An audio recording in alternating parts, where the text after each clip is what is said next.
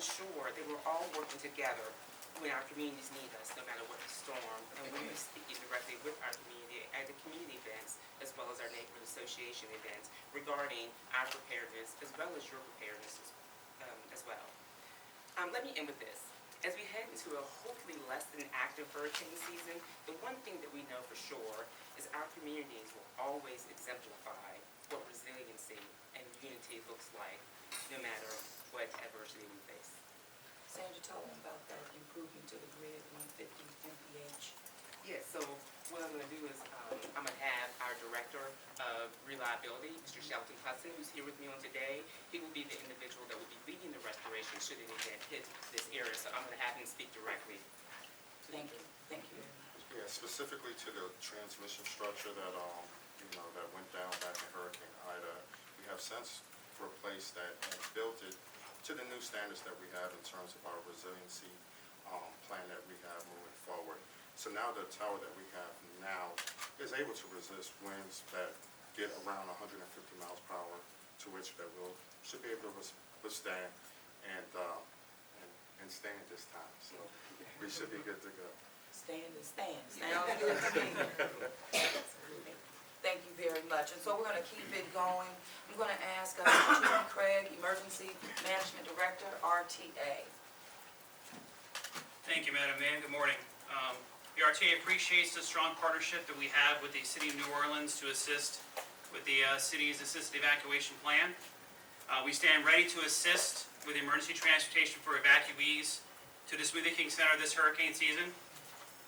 In keeping with changes we implemented last hurricane season, the RTA has integrated the city's existing evacuee spots into its transit system, and we're going to leverage our transit hubs to transport evacuees to the Smoothie King Center.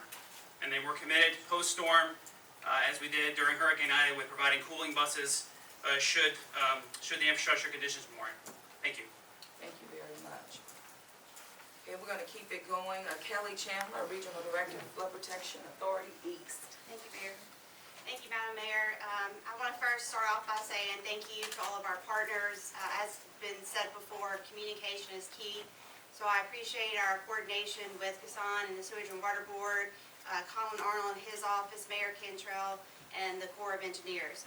The Flood Protection Authority East operates and maintains the hurricane and storm damage risk reduction system on the east bank of the Mississippi River and the St. Bernard, Jefferson, and Orleans parishes. This system is made up of 192 miles of levee and flood walls, 246 gates that are closed before a storm, and 3 pumping stations that have 17 pumps in them, along with a surge barrier that's 1.8 miles long. We are ready for hurricane season. We have exercised all of our gates and inspected them. We have completed our quarterly and annual inspections of our levees and flood walls. We are confident that the system will perform as was demonstrated in Hurricane Ida. As everybody can remember, there was absolutely no flooding from Hurricane Ida, and we expect that to continue. I want to say that the Corps of Engineers will give you a more in-depth update, but we have completed the inspection and the temporary repairs on all 17 pumps at our pump stations, and they will be ready for hurricane season. I want to make sure that I thank the hundreds of men and women that on a day-to-day basis operate and maintain the system in the New Orleans region. I mentioned earlier that the system is a risk reduction system. That means you cannot eliminate the risk completely. And as been said before, please do your part. Have an evacuation plan, review your insurance, stock up on supplies, and listen to local and state officials to stay weather aware. Get ready now for hurricane season. Don't wait. Thank you. Thank you very much. And will District Emergency Manager Heath Jones, U.S. Army Corps of Engineers. Yes, ma'am. Good afternoon, everyone. Mayor, thanks for having this event for us. It's key to bring us all together several times during the year to keep these relationships going, the cooperation, the coordination, the communication, everything we need to have a successful response. It all starts in the off seasons and not just in the hurricane season. You heard Kelly say that they operate the Hurricane Storm Damage Risk Reduction System along with SLIFPA West, their counterparts on the West Bank.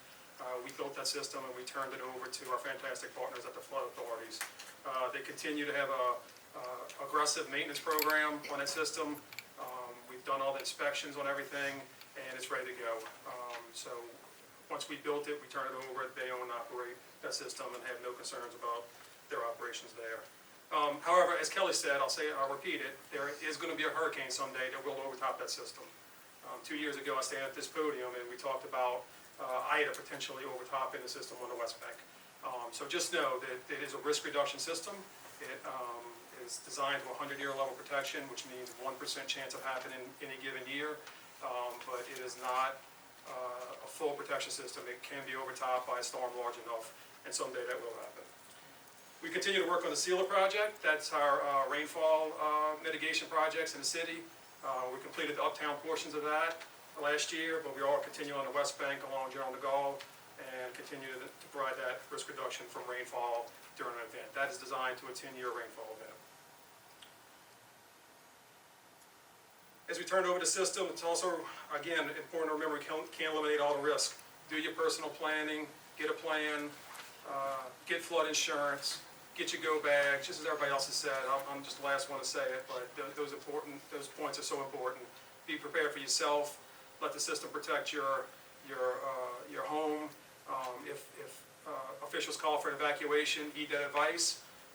If the system is projected to overtop, the National Weather Service will put out a storm surge warning inside the levied area, as what happened with Ida on the West Bank. So that's your indication that the federal partners are projecting an overtopping of that hurricane system. Thank you. Thank you very much.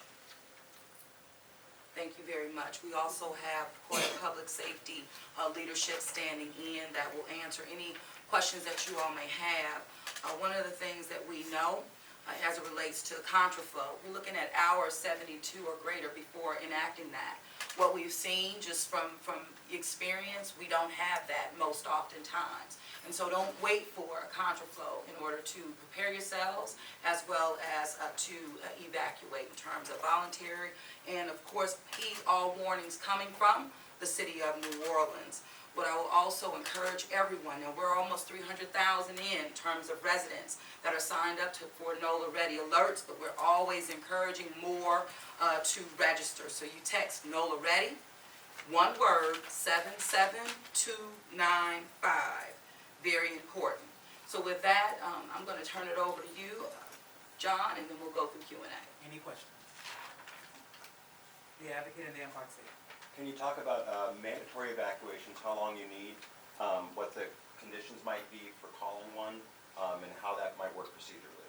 Sure, so mandatory evacuations in terms of that, in terms of looking at that storm, but in terms of that contraflow, again, it's that hour 72 or greater. And what we've seen just through history recent, we don't have that time. It really has had us focusing on a post-storm evacuation process as well, which we are absolutely prepared to enact. I'm going to ask Colin to come up and just walk you through some other. Thank you. So the traditional city-assisted evacuation, where pre-storm we open up RTA, we run buses to the Smoothie King Center. From there, the state and the federal government assist us with both motor coach, Amtrak, and airlines. That all starts around 96 hours. We have not had that type of notice, pre-notice on a storm in quite some time. It was built on the idea of it was built off of Hurricane Gustav, which came across the Atlantic, tracked us the entire time towards New Orleans, came up in intensity at a measured rate, and really had a week or more in there to look at these things. We're just not seeing that with storms, particularly ones in the Caribbean and the Gulf. Realistically, we would need to make a call for a mandatory evacuation at about H-minus 66 hours. I think that's the furthest we've been able to bring it in. So really, like the mayor said, a lot of our focus now, particularly post-Ida, is both on the challenges of longer-term power outages, which we hope some of the improvements obviously made post-Ida will benefit us as far as transmission lines with Entergy. And then also capacity that we've built on, different facilities, the convention center, libraries. We have the ability to bring in generators and put power on these buildings in case we need them for areas like shelters post-storm, disaster resource centers and the like. But really the challenge is, as Jen talked about, and this is kind of wrapping all of this up, which is when you have essentially elderly and vulnerable folks living in apartments. I mean, like she said, we're not talking about nursing homes. There's no care there. It's an apartment building. And what we've endeavored to do is to take the resources that we have on the limited timeline, and I'm talking from about 48 hours out from the storm is where we're at right now, would be the minimum time that we would have to put something together that could realistically make an impact, particularly on those vulnerable populations. And triaging those vulnerable populations, knowing where they're at, knowing the ones that we need to move as many as we can out of town, storm passes, and then we come back in with a post-storm package. And I think that's the future. It's challenging. We have the capability to do much of this right now, we believe, based off of what we know from the traditional city-assisted evacuation. But I think what it really speaks to, though, and you've heard it several times up here, is that now more than ever, folks need to have a plan. Those that are capable of doing this on their own, they need to. Because the resources that are needed to do this heavily rely on those that can self-evacuate and those that can take care of a family member, a friend, or a neighbor. And I'm really encouraging and really pleading for people to do that and to know their neighbor, know their family, and bring those people together in the fold to try and evacuate. And as the mayor said, we've heard from the state numerous times, do not rely on contraflow as your trigger to evacuate. We've heard this several times from the community. It's very concerning because it was never designed to be that way. How it got into that area, not sure, but with 72 hours needed to coordinate between two states, Mississippi and Louisiana, and all of those resources, I don't see contraflow working in an environment where you have a storm like Ida, which I think is kind of the typical storm that we're going to see. If we have a storm that tracks all the way across the Atlantic, like Gustav, we can go to our plans that have been set for a decade, move people out of the city, use the assistance of the federal and state governments to help us with sheltering and moving people. But other than that, for those first 72 hours after a storm and getting ready, we're going to be in a significant disadvantage as far as the entire population of the city. What we need to do is focus on the vulnerable populations, those that are most affected by the loss of power, whether it's medical equipment or from heat-related illness. And that's where we want to be. Colin, why would it not work for a storm like Ida? And you mentioned realistically you would call for an evacuation of H minus 66 hours. What sort of storm are you talking about for that realistic evacuation scenario? Something that generates off of the coast of Africa, Cape Verde Islands, comes across the Atlantic, tracks up into the Gulf of Mexico, and gives us that look. And you've seen the National Weather Service is going to a 7-day outlook now. And I think, I know that discussions that are had, both from the Weather Service and from our regional and state partners, is you may see a decision regarding telling people to evacuate earlier. The problem we've always had is that, and the problem with Ida, to get to your question, is by the time we need to make the decisions that need to be made to try and move everyone out of here as far as a mandatory evacuation, that wasn't even a tropical depression, okay? It was still 3 days away from being anything. And so you are taking it on the forecast and on a little bit of faith, unfortunately, faith, that this is actually, you're making a decision that is going to impact people financially. It's going to put people under stress. it is a heck of a decision to make for something that is a tropical depression that may impact your area in 3 days.